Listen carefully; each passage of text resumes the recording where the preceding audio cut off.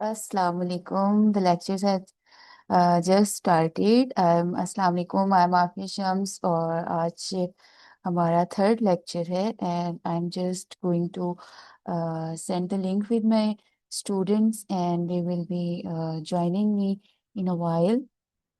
So just give me a sec.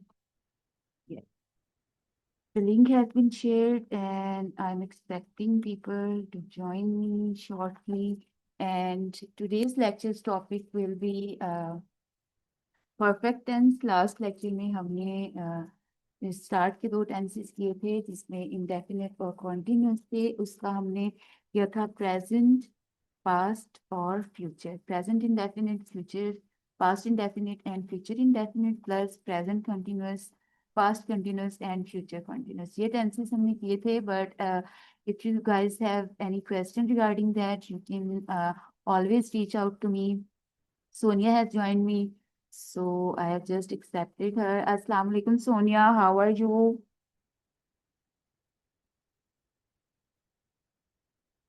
Assalamu alaikum, Sonia. How are you? Sonia, can you listen to me? Yes, Tara, ma'am. Tara has also joined me. So, how was your last lecture? कोई कोई परेशानी तो नहीं हुई उसमें? आपको चीजें understand हुई? Everyone is joining us. Rosina is also here. Assalamu alaikum, Rosina. Assalamu alaikum, Tahira. Everyone, how are you all?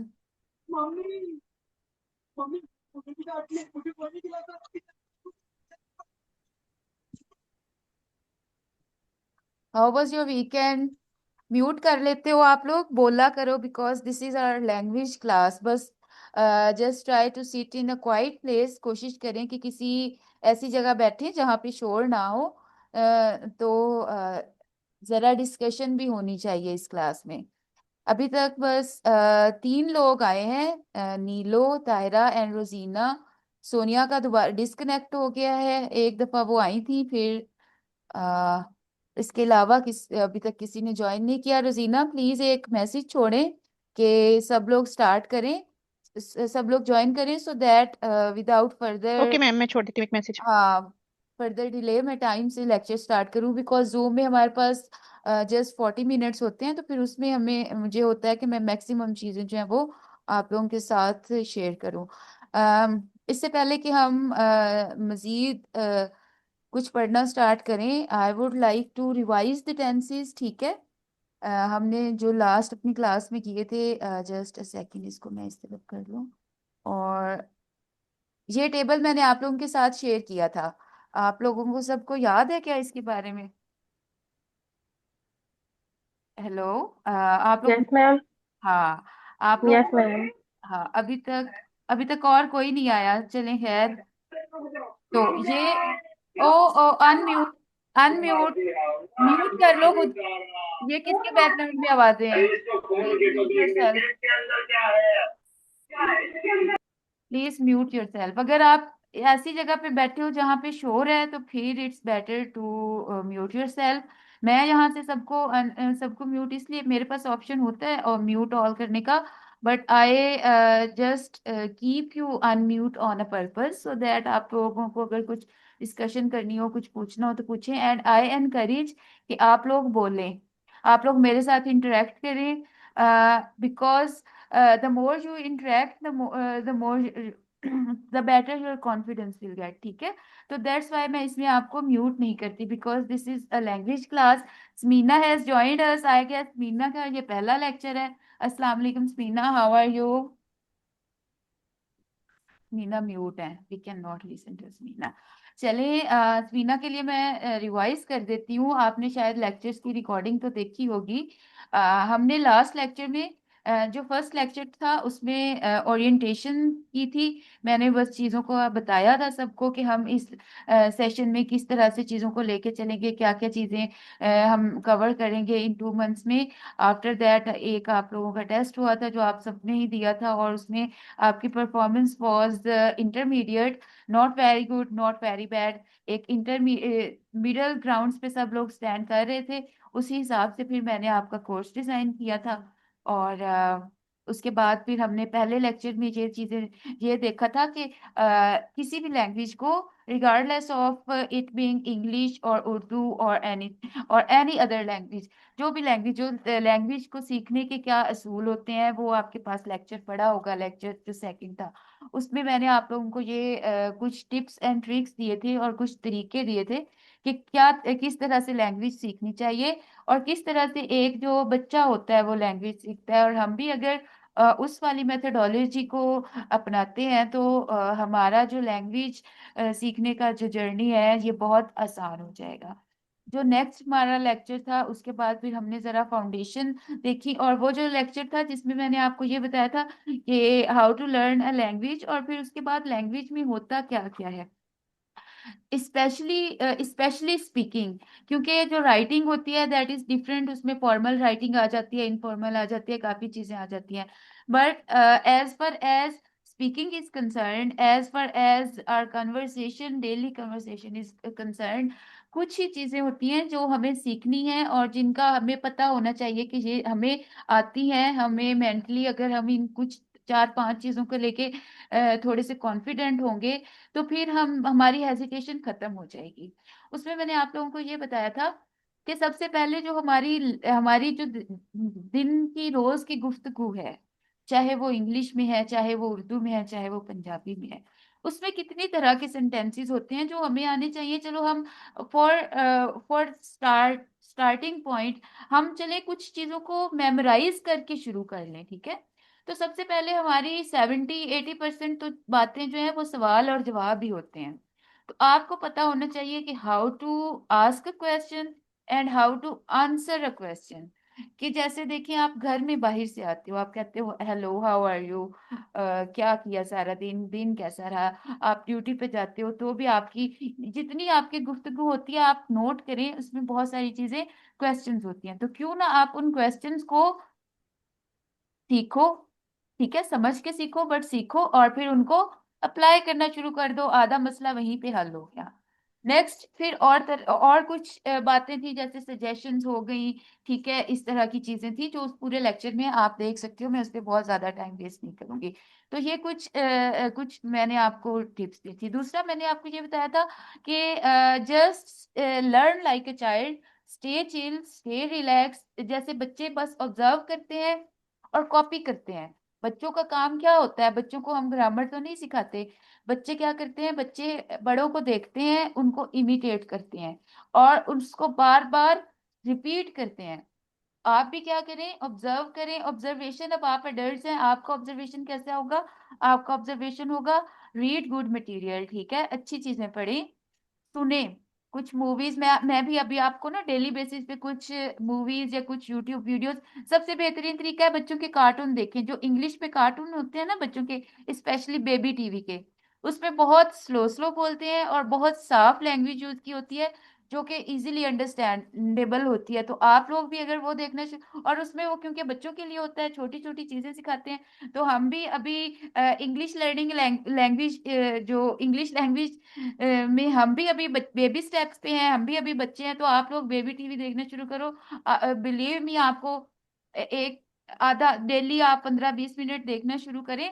मैं आपके साथ कुछ वीडियो शेयर करूंगी, उसकी समझ भी सबको आ जाती है, बहुत आसान सा होता है, स्लो स्लो होता है प्रोनाउंसिएशन, सारी चीजें।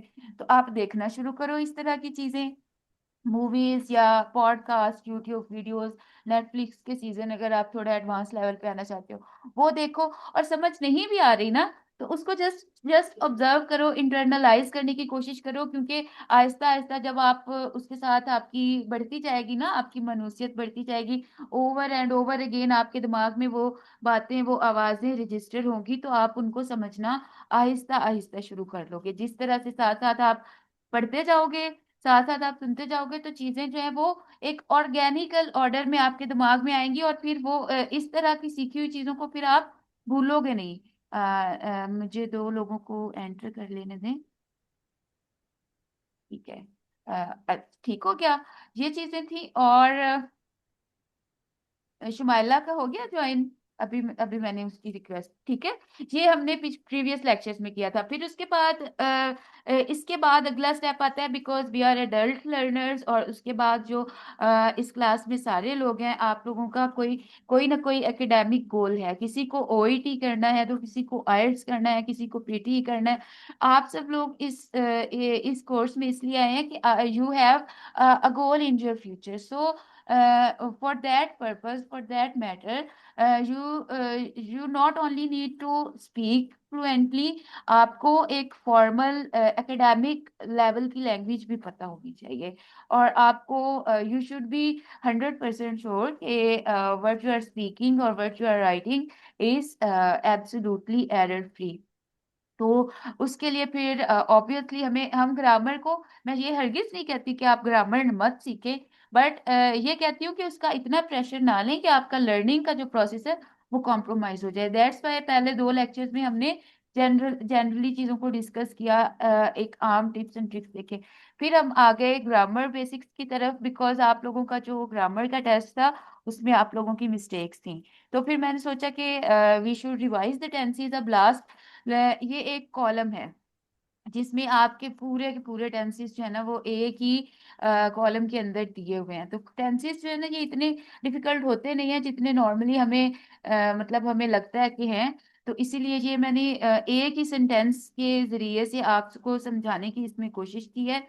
पिछले क्लास में हमने इंडेफिनिट और कॉन्टिन्यूअस टेंस देखा था, ठीक है, कि इंडेफिनिट क्या होता है। इंडेफिनिट वो बात होती है जिस जो रेगुलरिटी जिसमें पाई जाए जब हम एक इस तरह की कोई बात करते हैं, उसमें रेगुलरिटी वाला एलिमेंट होता है। जैसे उर्दू में ता है ती है। Like I write a letter, अगर पास्ट होगा तो हम वर्ब की सेकंड फॉर्म लगा लेंगे। वर्ब की सेकंड फॉर्म को बाय द वे क्या कहते हैं, मैंने आपको नाम बताए थे वर्ब फॉर्म्स के लास्ट लास्ट क्लास में। हाँ मैम, मैंने आपका लेक्चर देखा था, आपने बोला था past. Yes yes. Second form. हाँ, सेकंड फॉर्म पास्ट है।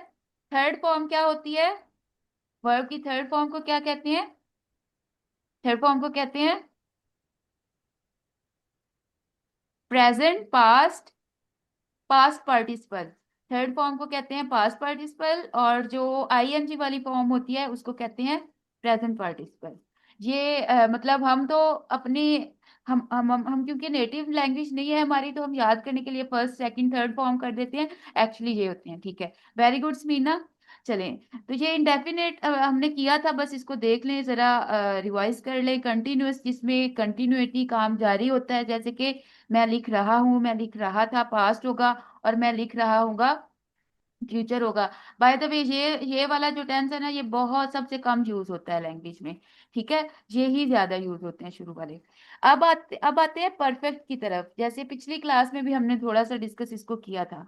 परफेक्ट टेंस कौन सा होगा, जैसे कि नाम से ही जाहिर है परफेक्ट, इसमें इस बात में कंप्लीशन का एक जिसे कहते हैं कंप्लीशन का एलिमेंट होगा।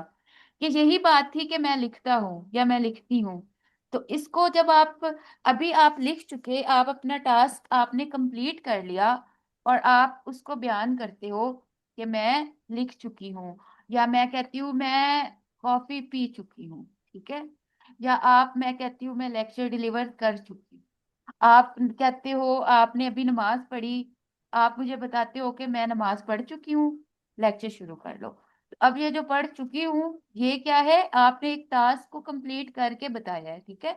अगर आप जनरली बताते मैं नमाज पढ़ती हूँ, तो वो जो मैं नमाज पढ़ती हूँ उसको हमने ट्रांसलेट कैसे करना था, उसको हमने ट्रांसलेट करना था इस रूल के तहत कि बस आए से प्रेयर, ठीक है, इस तरह।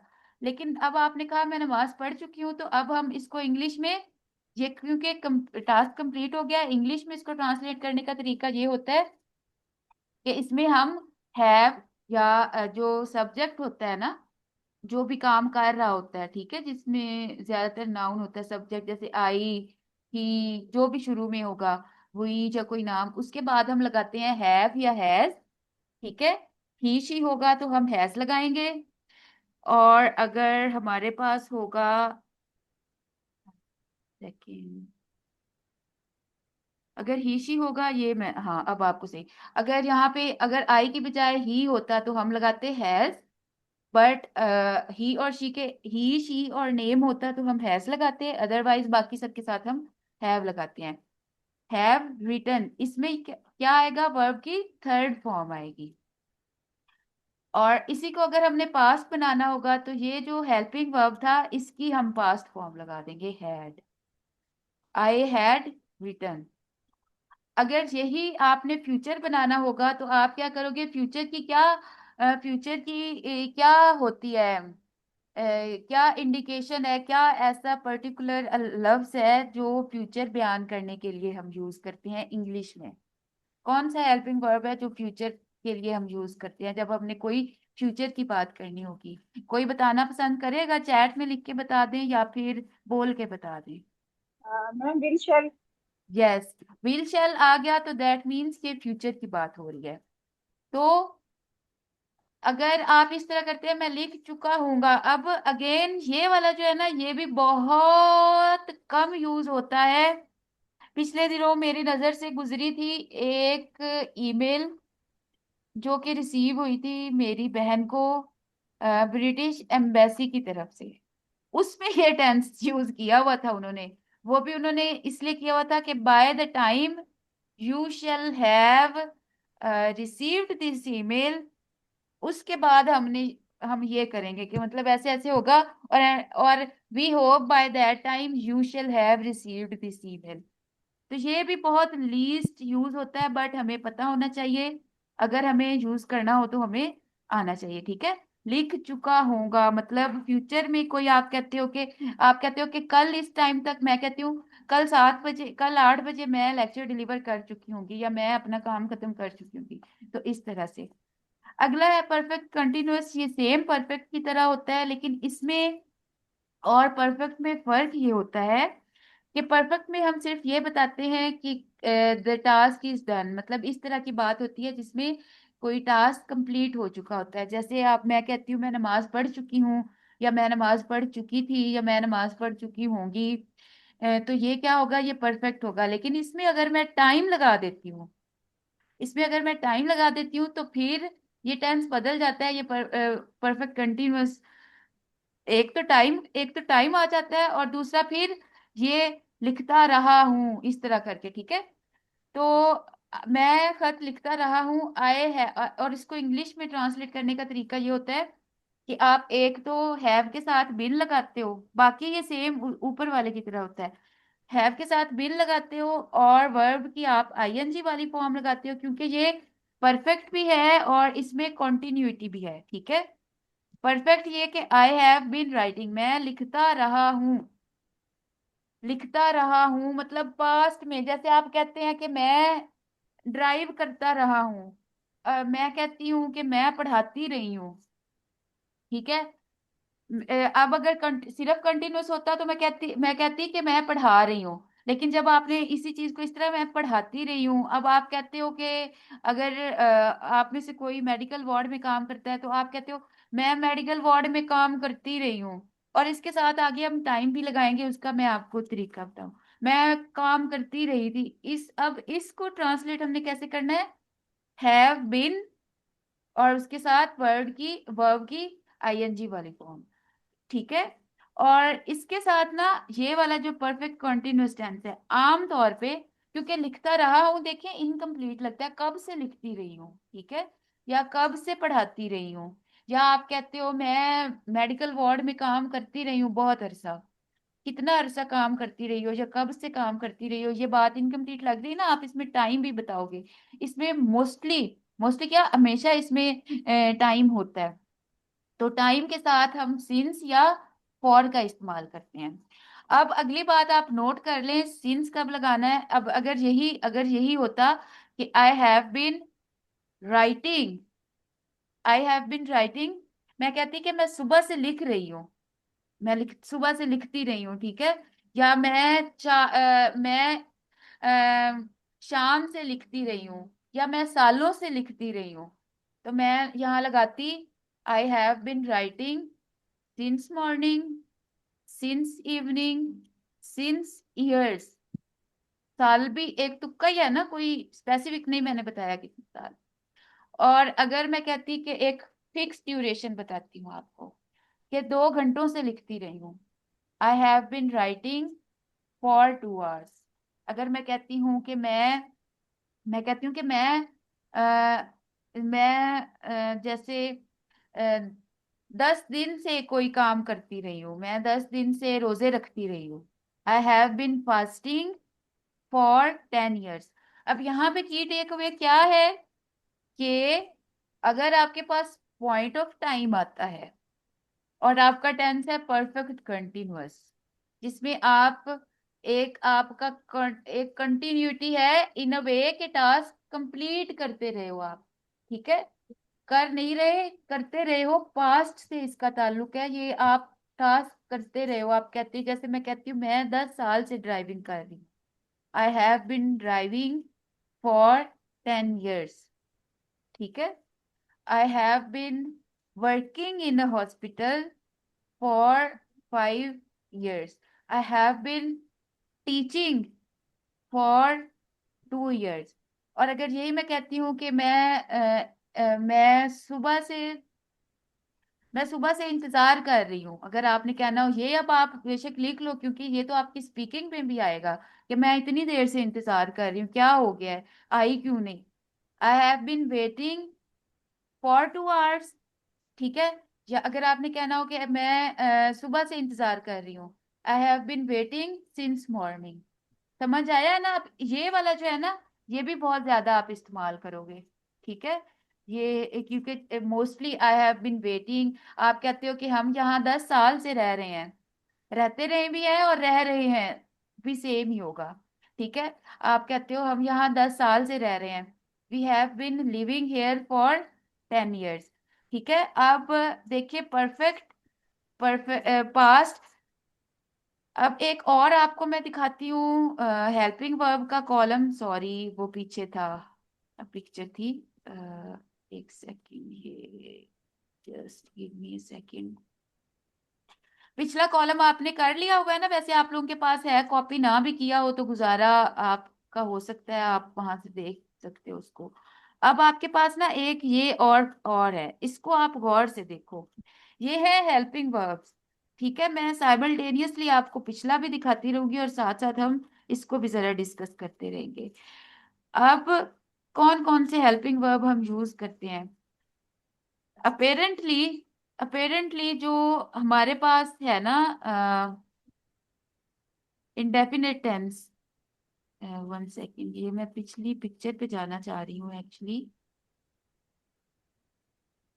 हाँ, अपेरेंटली हमारे पास ये इंडेफिनेट है, इसमें देखें आपके पास कोई हेल्पिंग वर्ब नहीं है। जब हम नॉर्मल यूज करेंगे ना, मतलब सिंपल सेंटेंस लिखेंगे तो इसमें कोई हेल्पिंग वर्ब नहीं आता, लेकिन जब हमने सवालिया बनाना होगा या नेगेटिव बनाना होगा तो हम यहाँ पे डू या डज लगाएंगे। जैसे अगर मैं कहती हूँ कि क्या मैं लिखती रही हूँ, तो आप लगाओगे डू। क्या मैं लिखती हूँ, डू आई राइट। और डिड, पास्ट में वही डू की बजाय आप डिड लगा लोगे, और फ्यूचर में आप शैल के साथ नॉट लगा लोगे। एक और बात आप याद रखो कि जब भी आपने किसी चीज का क्वेश्चन पूछना होता है ना, किसी भी एक सेंटेंस को आपने क्वेश्चन, मतलब कि सवालिया जुमले में बदलना है, उसको बोलते हैं, क्वेश्चन वाले जुमले को इंग्लिश में बोलते हैं इंट्रोगेटिव, इंट्रोगेटिव सेंटेंस। ठीक है, तो बनाना होता है, तो उसका जो हेल्पिंग वर्ब होता है उसको आप शुरू में ले आए तो वो सवालिया बन जाता है, सिवाय कुछ ऐसे सेंटेंसेस के जिसमें जो डब्ल्यू वाली फैमिली से होते हैं, जैसे कि वर्ट, वाई, वर्ट, इस तरह, हाउ, वाई, वर्ट, इस तरह वाले, क्यों, कब, कहाँ, इस तरह के लफ्ज जो होते हैं, उसमें तो हम ये लगाते हैं ना, वर्ट, वाई, व्हेन। अदरवाइज जो नॉर्मल सेंटेंसेस होते हैं ना, जैसे कि क्या, ये मैं लिखती हूँ, क्या मैं लिखती हूँ, डू आई राइट। इसमें अब कहेंगे मैंने लिखा, मैंने नहीं लिखा, या मैं नहीं लिखती थी। आई डिड नॉट राइट, या आई राइट। समझ आ रही है? इसको मैं अभी थोड़ा नेक्स्ट एक स्लाइड में आपको समझाती हूँ। ये आप सारे ना अपने पेज पे लिख लो, ठीक है? ये सारे या इसको आप अपने पास मोबाइल में खोल के रख लो, सो दैट फिर मैं अब नेक्स्ट आके आपको समझाऊं तो आपको ना उसमें फिर परेशानी ना हो कि मैं पता नहीं क्या बोल रही हूँ। आई होप सो कि यार ये बार बार आ जाता है। हम्म। तो हेल्पिंग वर्ब जो है ना इंडेफिनिट के हमारे पास होते हैं डू, डज, डिड और विल, शैल और वुड। ठीक है? अभी मैंने आपको प्रैक्टिकली समझा दिया। कंटिन्यूस के साथ क्योंकि हम वैसे ही इज एम आर लगाते हैं नॉर्मली भी, जैसे कि आई एम राइटिंग, तो इसको आप जब स्टार्ट में ले आओगे सवाल बनाने के लिए आप लिख लोगे एम आई राइटिंग। और पास्ट में हम वॉज वर्ड लगाते हैं, तो इसको आप जब स्टार्ट में ले आओगे तो ये क्वेश्चन बन जाएगा। जैसे कि इसका हो रहा था I was writing normal sentence, और यही वॉज अगर हम स्टार्ट में ले आते वॉज आई राइटिंग, तो ये क्या बन जाता? ये बन जाता आपका क्वेश्चन, सवालिया जुमला। वही यहाँ पे अब आपने क्या करना है, आई शैल बी राइटिंग, तो शैल आई बी राइटिंग, शैल को आपने स्टार्ट में लगा देना है, बी वहीं का वहीं रहेगा। ठीक है? जिनमें दो दो हेल्पिंग वर्ब होते हैं, बस एक को बाहर लाना होता है, हम बी को बाहर नहीं लाएंगे, शैल। ठीक है? और नेगेटिव बनाने के लिए हेल्पिंग वर्ब के बाद आप नॉट लगा देते हो। ठीक है? नेगेटिव बनाने के लिए हेल्पिंग वर्ब के बाद नॉट लगा देते हो, और सवालिया बनाने के लिए हेल्पिंग वर्ब को शुरू में ले आते हो, रिगार्डलेस ऑफ द टेंस, जो मर्जी टेंस हो, चाहे वो इंडेफिनिट हो चाहे कंटिन्यूअस हो। जैसे इंडेफिनिट का डू डज शुरू में आ जाएगा और नॉट डू डज के बाद आएगा।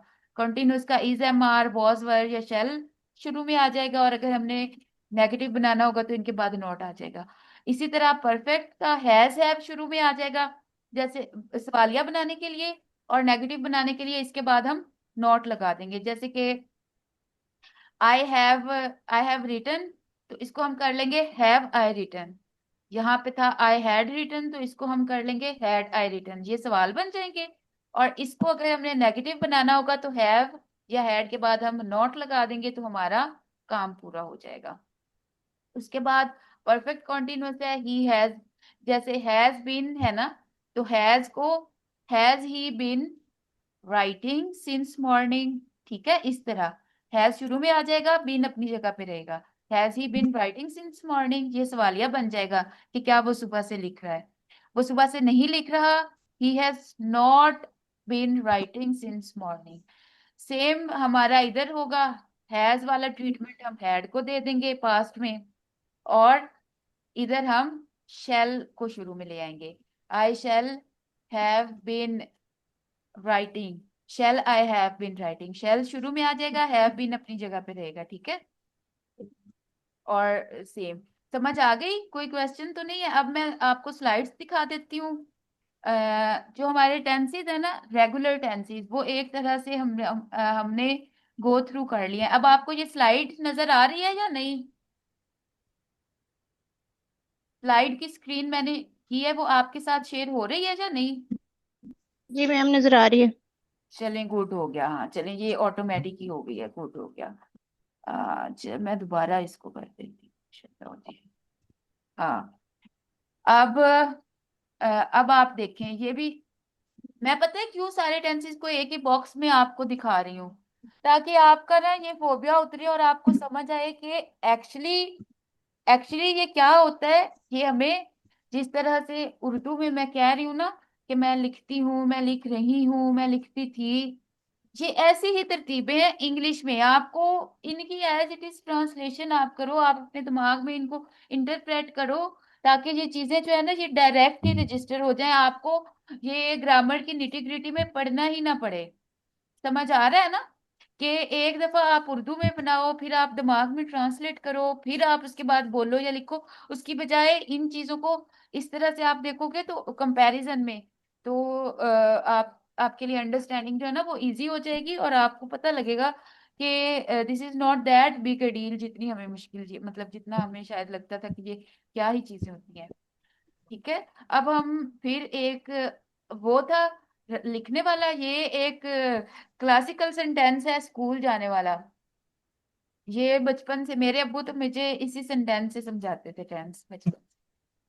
वो स्कूल जाती है, आप या स्कूल जाती है, आप या स्कूल नहीं जाती, ऐसे। तो ये देखें, अब हमने इस सेंटेंस को सारे 12 के 12 टेंसेस में किया है, आपके साथ साथ रिवाइज भी हो जाएंगे। इंडेफिनिट कौन सा होता है? इंडेफिनिट वो होता है जिस जब हम कोई बात, जो रेगुलर रूटीन हम, आवाज नहीं आ रही? अब आ रही है? बाकियों की भी नहीं आ रही आवाज? किसी ने कमेंट किया हुआ है कि मेरी आवाज नहीं आ रही, तो प्लीज मुझे बताएं कि मेरी आवाज आ रही है या नहीं आ रही। जी मैम, आ रही है आपकी आवाज। चलें ठीक है। तो ये अगेन हमने एक टेबल में सारे के सारे टेंसेस जो हैं उनको रख दिया है, और अब हम इनको, अब मैं आप लोगों से इनका नेगेटिव और इंट्रोगेटिव बनवाऊंगी। अब आप लोगों ने मुझे लिख के या बोल के बताना है कि इसका हम नेगेटिव कैसे बनाएंगे और इसका हम क्वेश्चन कैसे बताएंगे। अब ये मेरे पास सेंटेंस है, शी, किसी किसी की डिस्टॉर्शन आ रही है, प्लीज म्यूट कर लें, क्योंकि मेरे पास डिस्टॉर्शन नहीं है, मेरा तो मेरे हाथ में पकड़ा हुआ है माइक। मैं बताऊं आपको। अ, कौन कौन बोल रहा है? जी, सुनीला। जी समीना। ये देखें, अब हम है, हमारे पास सेंटेंस है शी गोज टू स्कूल, तो इसका हम क्वेश्चन बनाना हो कि क्या वो स्कूल जाती है, तो कैसे करें? Does she go to does Yes. She go to school? हाँ, डज। डज शी डज क्यों? नॉट गो टू हाँ, school. Does she ma'am goes. S S में है, इसलिए वो डज, एस वाला खत्म हो जाएगा, वो डज में आ जाएगा, हाँ, तो ये यहाँ गो टू पे स्कूल हो जाएगा। Very good, very good. Does she goes. अब मैं यहाँ पे एक ना बॉक्स भी बना देती हूँ आप लोगों के लिए, तो दैट हम जो है, ठीक है, इसी को ही, इसी में ही मैं लिख के आप लोग, वो तो बॉक्स इंसर्ट नहीं हो रहा, ठीक है। तो इसमें हम क्या लगा लेंगे? इसमें हम लगा लेंगे डज, ठीक है। Does she goes to school, ये वाला जो है ये, ठीक है, इसमें हम लगा लेंगे डज। और डज इसलिए लगाया कि शी है, अगर यहाँ पे होता आई, ठीक है, अगर यहाँ पे होता आई और इधर होता गो, तो फिर हम इसका क्या करते? फिर हम इसका क्या करते? डू। फिर हम करते डू, डू, शुरू में हम करते डू और उसके बाद हम कर देते I, do I go to school, ठीक है। ये सॉरी, टाइपिंग में थोड़ा वो के साथ, हाँ, do I go to school, ये हम करते। यही अगर हमने इसको नेगेटिव करना होता तो हम क्या करते? आए, I do not go to school. हाँ, I do not go to school, ठीक है, I do not go to school. ये हमारा, और यही ट्रीटमेंट हम, मतलब करना हमने यही काम है, यहां से लेके ना, प्रेजेंट इंडेफिनिट से लेके परफेक्ट, फ्यूचर परफेक्ट कॉन्टिन्यूअस तक करना हमने यही है, क्वेश्चन बनाने के लिए और नेगेटिव बनाने के लिए, ठीक है। कि हमने जो इसका होगा हेल्पिंग वर्ब, उसके बाद नॉट लगा देना है नेगेटिव सेंटेंस बनाने के लिए, और हेल्पिंग वर्ब को उठा के शुरू में ला देना है, क्या करने के लिए? क्वेश्चन बनाने के लिए। अब वो हर टेंस ये के, पास्ट का जो है, जो भी टेंस जी होगा, मैम, ये पास्ट का। हाँ, तो आपने अब प्रैक्टिस इस लिहाज से करनी है। जैसे अब ये यहाँ पे पास्ट था, हमने वर्ब की सेकंड फॉर्म लगाते हैं हम, शी वेंट टू स्कूल, तो इसका हम कैसे, इसमें क्या करेंगे? डिड लगा देंगे। इसका क्या होता है? Did, she did not. जब हम डिड लगाएंगे तो फिर हम ये वेंट लगाएंगे या गो लगाएंगे? हम गो लगाएंगे तब। गो क्यों लगाएंगे? नहीं, वेंट। वेंट लगाएंगे, मैम वो वेंट। पास्ट, मैम वो डिड हो जाएगा ना, तो वो ही मतलब उसके पास से वो डिड में आ ही चल ही जाएगा, तो वो did, did to go to school. She did not go to होगा या she did not went to होगा? She opinion. Did not went to. Go went होगा टू, मैम, गो। वेंट कौन कह रहा है? वेंट। अच्छा, सभी सब ठीक है, पर मुझे सुन लें यार, ये डिस्टॉर्शन बहुत है, प्लीज म्यूट हो जाओ 2 मिनट के लिए, जिसकी भी डिस्टॉर्शन है। या फिर ऐसे किया करो, माइक के ऊपर ना, इस तरह से करके ना माइक के ऊपर ऐसे कपड़ा रख लिया करो, फिर डिस्टॉर्शन खत्म हो जाती है, ठीक है। तो कहीं मेरा ही तो नहीं, मैं दूसरों को कह रही हूँ। चलो जिसका भी है खत्म हो गया। वेंट नहीं आएगा क्योंकि डिड जो है ना, एक सेंटेंस में एक सेंटेंस में एक ही सेकंड फॉर्म आ सकती है वर्ब की, ठीक है। तो जो डिड है वो भी वर्ब है, जो गो है वो भी वर्ब है। तो हम जब इसको नेगेटिव बनाते हैं तो डिड का यूज करते हैं, डिड नॉट। डिड दूसरी फॉर्म है डू की, पास्ट, उससे पता चल गया क्या है। अब आगे हम गो ही लगाएंगे, ठीक है। ये डिस्टॉर्शन हो रही है, प्लीज म्यूट हो जाओ जब तक मैं बोल रही हूँ, ठीक है। मैं म्यूट ऑल कर दूं फिर? हाँ। मैम आप म्यूट ऑल कर दें। वैसे अब रह भी 5 मिनट ही गए हैं, अब क्या ही करना। चल ठीक है।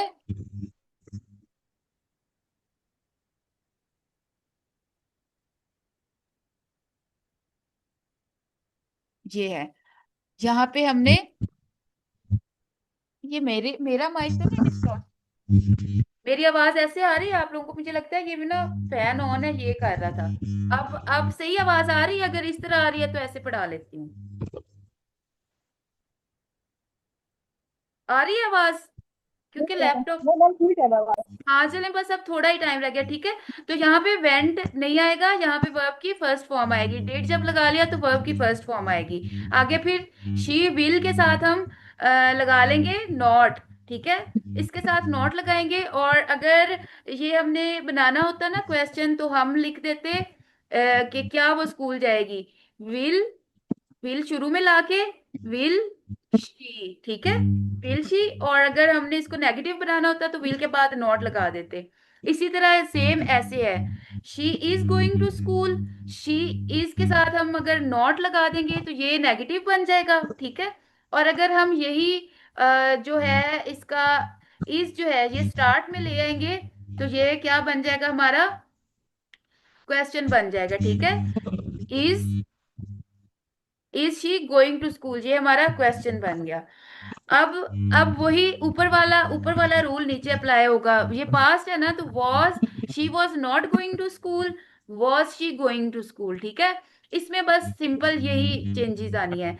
इसी तरह she will be going to school, इसमें she will she will not she will not be going to school, के वो स्कूल नहीं जा रही होगी। और अगर इसका हमने क्वेश्चन बनाना होगा तो कैसे बनाएंगे? क्वेश्चन हम ऐसे बनाएंगे, विल, विल के बाद शी को यहां से हटा के विल स्टार्ट में ले आएंगे। Will she be going to school, ये। इसी तरह she has gone to school, इसमें क्या आएगा, she has not gone to school, ठीक है। बस। और सबसे सबसे आसान इसको बदलना होता है, ठीक है। She has not gone to school, उसके बाद अगर करना है जी, इसको क्वेश्चन बनाना है तो हैज स्टार्ट में ले आएंगे, ठीक है। Has has she gone to school, ठीक है। इसी तरह सेम यहाँ पे होगा, हैड के बाद नॉट लगा देंगे तो ये नेगेटिव बन जाएगा। और अगर हैड को स्टार्ट में ले आएंगे, अगर हमने कि वो क्या वो स्कूल जा चुकी होगी, had she gone to school. She will have not और विल शी हैव, ठीक है। विल स्टार्ट में लगा, अगर हम इसको क्वेश्चन बनाएंगे तो हम विल को स्टार्ट में लगाएंगे, विल शी, ठीक है, विल शी। और बाकी सिंपल जो इनका मतलब, जो इनका कंसर्न हेल्पिंग वर्ब होता है ना, उसके साथ नॉट लगाएंगे तो नेगेटिव बन जाएगा। और अगर हमने सवालिया जुमला बनाना होगा तो उसको स्टार्ट में ले आएंगे। Same goes with perfect continuous, यहाँ पे हैज बीन के बाद आता है नॉट है, ठीक है। शी है नहीं, sorry, she has not been, been के बाद नहीं, हैज के बाद। She has not been, has के बाद हम लगाएंगे she has not been reading a book since morning, ठीक है। और अगर यही हमने क्वेश्चन बनाना होता तो हम कहते शी हैज शी ये अगर ऐसे लिखा रहेगा ना, has she not been reading to school, reading a book since morning, तो ये हो जाएगा, ये नेगेटिव भी है और सवालिया भी है कि क्या वो सुबह से किताब नहीं पढ़ रही, इसका ये मतलब बनता है। लेकिन अगर सिर्फ और सिर्फ अब आपने सवालिया ही बनाना है कि क्या वो सुबह से किताब पढ़ रही है, तो has she been reading the book since morning. I guess I have explained all the tenses and the way how you can make interrogative sentences and how you can make negative sentences. If you have any question regarding this, you are free to ask. आप unmute करके you can ask me.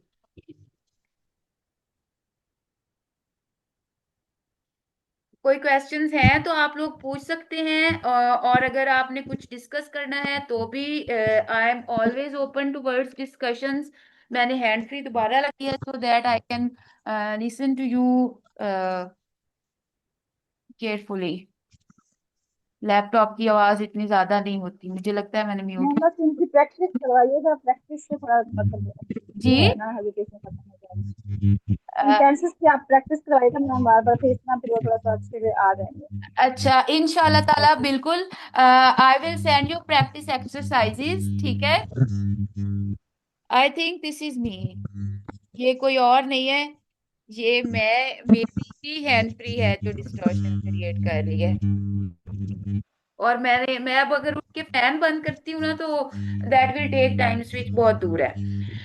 Practice बिल्कुल practice करते हैं हम आगे इसकी, और sentences भी मैं आपको बताती हूँ। और दूसरा ये कि मैं आप लोगों के साथ ना